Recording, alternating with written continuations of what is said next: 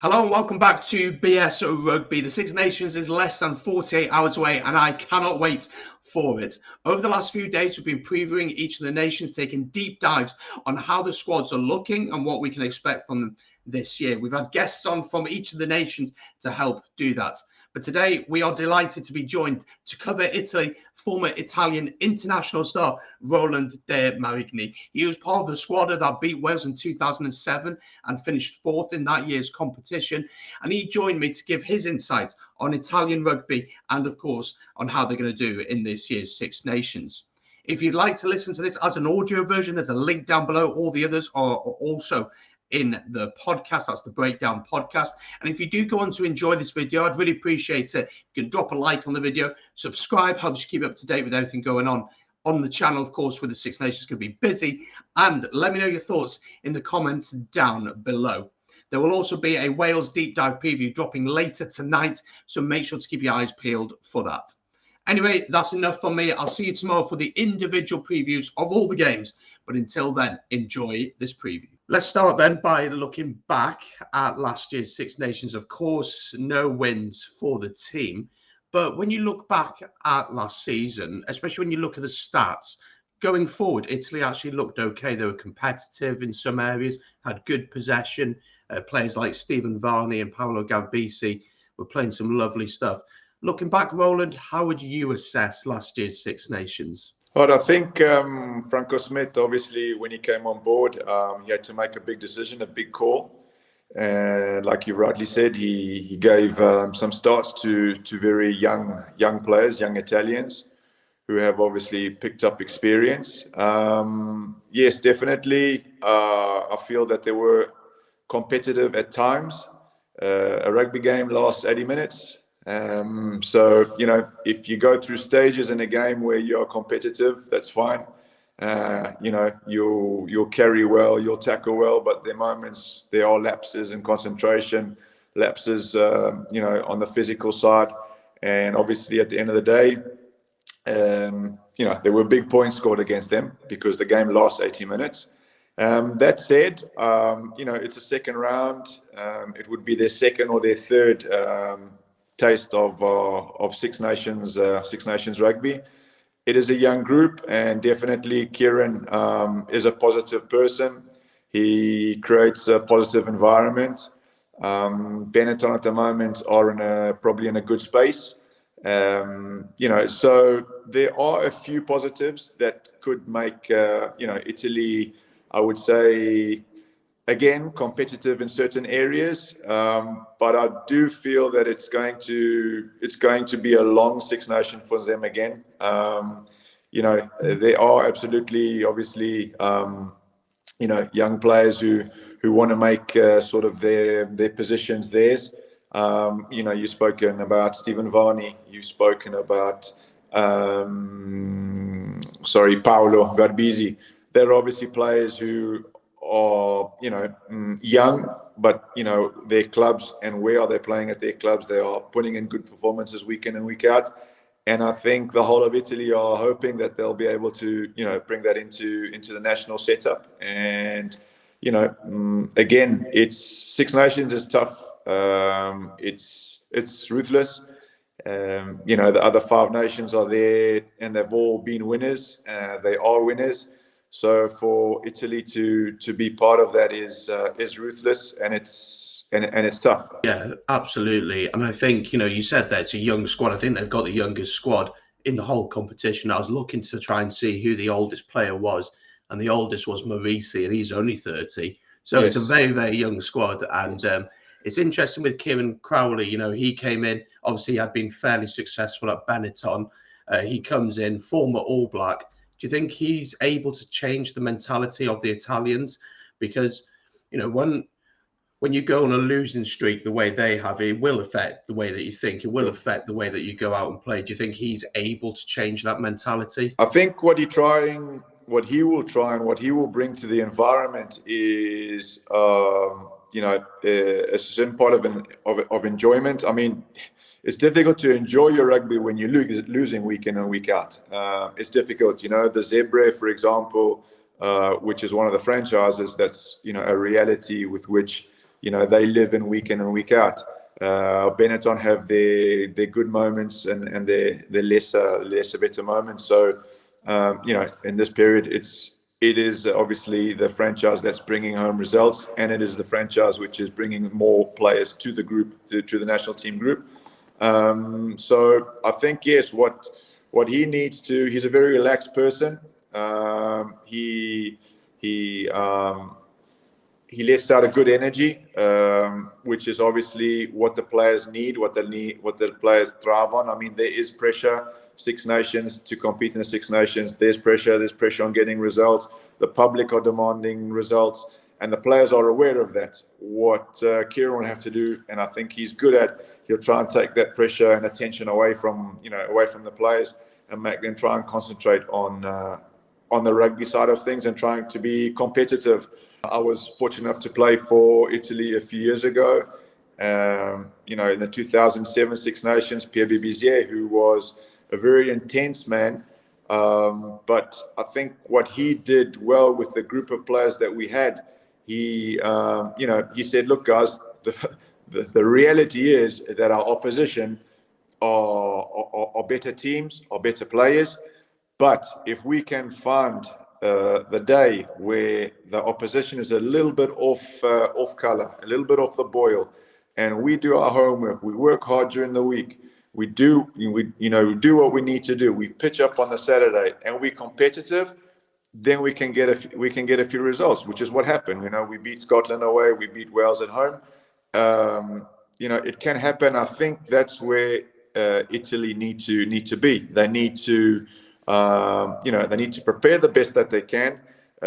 Need to be humble about how their reality and what their chances are. And if they catch a team that's in a bad place, every team, that happens. The best teams in the world have bad days. Things don't work. They're under pressure. And that's the day that you can turn the tables and get the results. So I think that's the reality that Pierre was very, very good at, and he was able to get the message across. And I believe that's something that Kieran will be good at. He realizes, yes, there are a few superstars that are obviously making headlines overseas in France or in England, at the moment, like Stephen. But it's a team that is in a building stage. It's a young team, like you've just said, low on caps and low on age. So it's a team that he in the next 3 years will try and build. Yeah, I have been very impressed by him, the way he's spoken in the media. And also in the autumn, you played against the All Blacks, which is probably at the time the most difficult game in the world. Yes, it's a second string All Blacks team, but up until half time, Italy were very competitive. It was a great game of rugby. In the end, the All Blacks had a little bit too much, but they do that to most teams in the world as well. I thought we'd have a quick look at the squad. We won't go through each and every name because we'll be here for way too long. But I thought we'd go through the squad and have a look at some of the names on there. As I've said before, it is a very, very young squad. Michel Lamaro at Benetton is the captain. What do you make of the decision to give him the captaincy? Do you think that's the right decision? Well, he is a natural leader. Michele has captained pretty much his club teams, and he's captained also the junior levels. So I think, yes, he's a natural leader. I can't see too many other players there who would put up their hand and be leaders. I think there are a lot of players there, good players, but a leader, and especially with the Italian team, is it's quite particular, and he is a respected person. He's a respected player, like I've said, through his club and through the age groups. So I think he's the guy to go to, absolutely, as regards to captain, absolutely. Yeah, interesting to see how he gets on. When I was looking through the names, there are a few other names that did stand out to me. Of course, Monty Ioane at Benetton has been incredible, and I think he's an incredible player, scored some great tries. Obviously, you got the likes, as we've already said, Varney and Garbisi at 9 and 10. Negri in the back row, very powerful, good ball carrier. I thought it'd be interesting just quickly to touch on Benetton, because they've been very, very good this year, not only in the URC, but last year they, of course, won the Rainbow Cup, which was quite a surprise to everyone. But when you watch them play, they are so competitive. They've got really good wins against Edinburgh this year.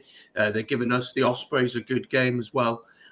Why do you think it's clicked for Benetton this year? Why do you think they're doing so well? I think Benetton at the moment, obviously their head coach, Marco Bortolami, is well respected. He knows his rugby. You know, the man's captained Italy. He's captained Gloucester. He captained also the team was in France. I think it was Bordeaux or Bourgogne. He was at, or Narbonne, sorry, in France. So, you know, the man knows his rugby. They've put together a good squad. Obviously, player-wise, he's put together a good coaching team with Andrea Mazzi, with Gascard. So, you know, they seem to have the right engine that is pushing them forward. You know, he's very detailed, and I think rugby today are about details. And if you get the details right, then you know, you can make a difference. But if it's anything to go by what he was good at as a player, and attention to detail he paid as a line-out, you know, as a line-out specialist, then definitely you can understand why Benetton are getting results. You know, and they do have good players. They've got good foreigners in.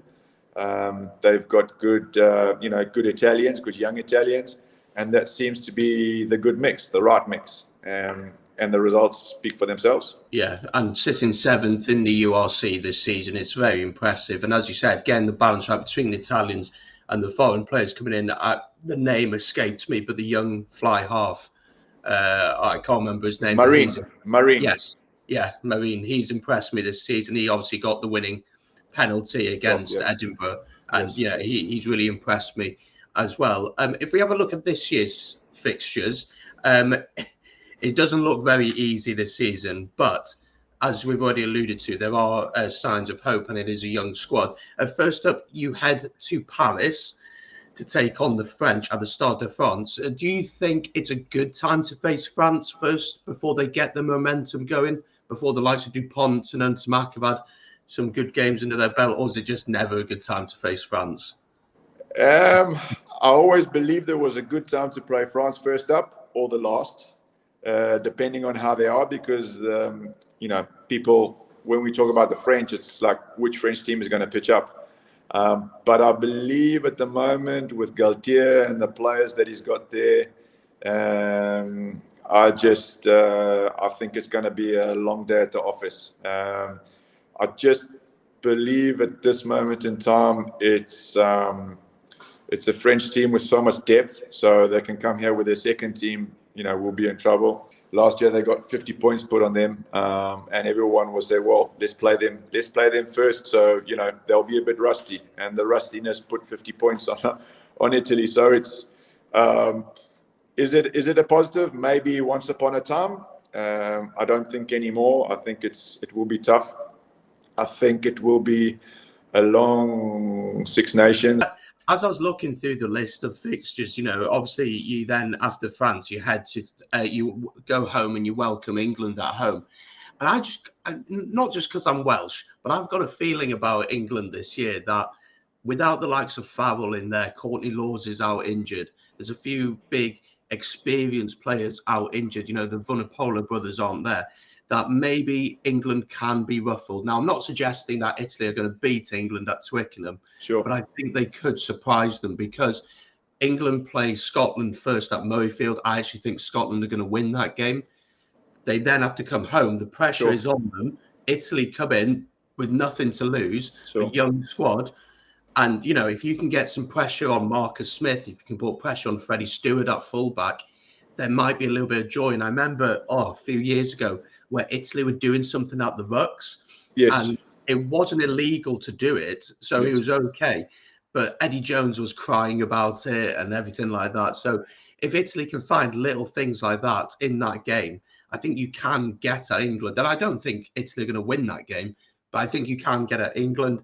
The Irish game looks really difficult. I think that can be really difficult for everyone. I mean, they were amazing in the autumn. I'd never seen an Irish team play that well, I don't think.